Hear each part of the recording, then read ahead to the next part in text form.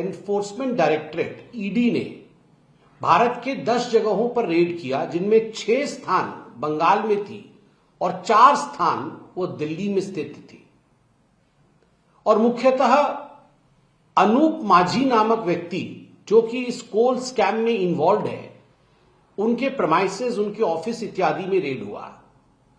उस रेड में मालूम पड़ा कि एक हवाला का रैकेट भी इन्वॉल्व है और इसमें पीएमएलए का केस भी बनता है, prevention of money laundering act. जब यह हवाला के चेन को देखा गया कि किस किस माध्यम से हवाले के पैसे को आगे बढ़ाया जाता था, आगे भेजा जाता था, तो एक कंपनी सामने आई जिसका नाम है आईपैक, PAC। तो इस आईपैक कंपनी के प्रेमाइसेस में भी बंगाल में रेड हुआ।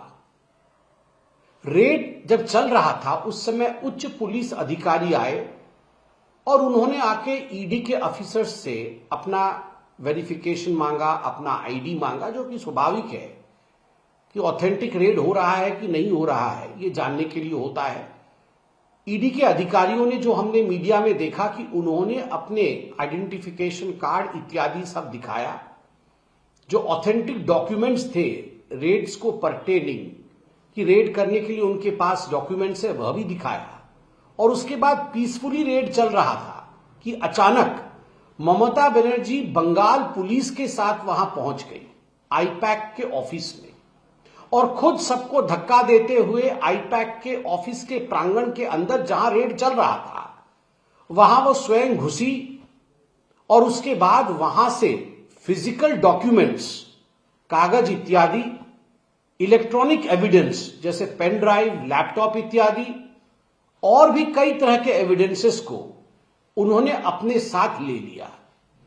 आप जरा चिंता करके देखिए, शायद ऐसे वाकयात, ऐसा मैं कहूंगा दृश्य हिंदी फिल्म में भी आपने नहीं देखा होगा कि कहीं सीबीआई या ईडी की रेड चल रही हो और स्वयं मुख्यमंत्री वॉक्स इन, खुद मुख्यमंत्री अंदर आती है और आके एविडेंस लेके चली जाती है।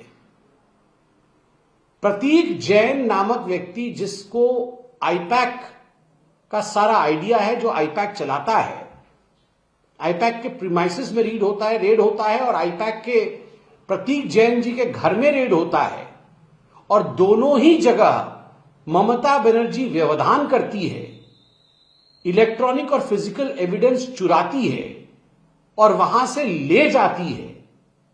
बंगाल की पुलिस का इस्तेमाल करती है, प्रयोग करती है अपने मनसा को अंजाम देने के लिए। यह दिखाता है कि ममता हैज लॉट टू हाइड। ममता जी के पास ऐसे कई राज हैं जिनका वो खुलासा नहीं होने देना चाहती है। याद करिए, ममता बनर्जी जी के ही एक मंत्री, उनके कैबिनेट के ही कलीग, उनके ही एमएलए मदन मित्रा ने विगत वर्ष 2025 में कहा था कि ये पैक वाले, जो आई पैक को वो पैक वाला कहते थे, कि ये जो पैक वाले हैं ये बड़े भ्रष्ट हैं, यही हमें बर्बाद करके मानेंगे। खुद उनके नेताओं ने आईपैक वालों को भ्रष्ट कहा था। और जब आईपैक के दफ्तर पे और आईपैक के प्रतीक जैन के घर पे रेड होती है तो ममता बनर्जी एविडेंसेस को चुराने के लिए, साक्ष्य को चुराने के लिए खुद आ जाती है और दबंगई के साथ साक्ष्य चुरा के ले जाती है। यह अपने आप में मुझे लगता है बहुत ही शर्मनाक और बहुत ही दुखद विषय है। Is Bengal outside of the purview of the law in India? क्या बंगाल को ममता बनर्जी ने ऐसा बना दिया है कि वो भारत के कानून के बाहर कोई क्षेत्र है?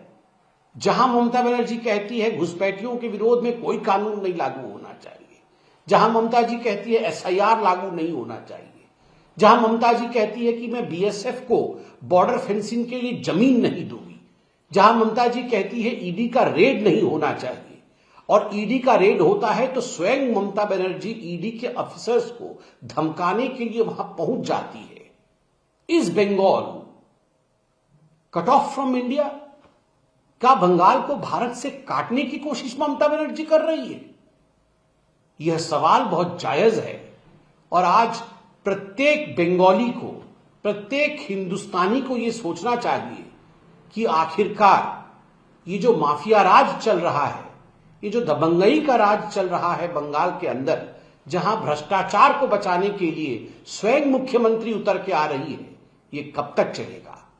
जनता है, जनार्दन है, सब समझती है और जनता के मन में, जनता के मानस पटल पर भ्रष्टाचार के लिए कोई भी ममत्व नहीं है. The public does not have any sympathy for corruption and those who support corruption. So we are absolutely sure that in the days to come, the people of Bengal will resort to democratic means to answer to the anarchy of Mamata Banerjee. हम पूरी तरह से इस बात से वाकिफ हैं कि आने वाले दिनों में लोकतांत्रिक तरीके से बंगाल की जनता ममता बनर्जी का ये जो अराजक तरीका है राज करने का, उसके खिलाफ उठकर खड़ी होगी और ममता जी के खिलाफ जवाब भी देगी.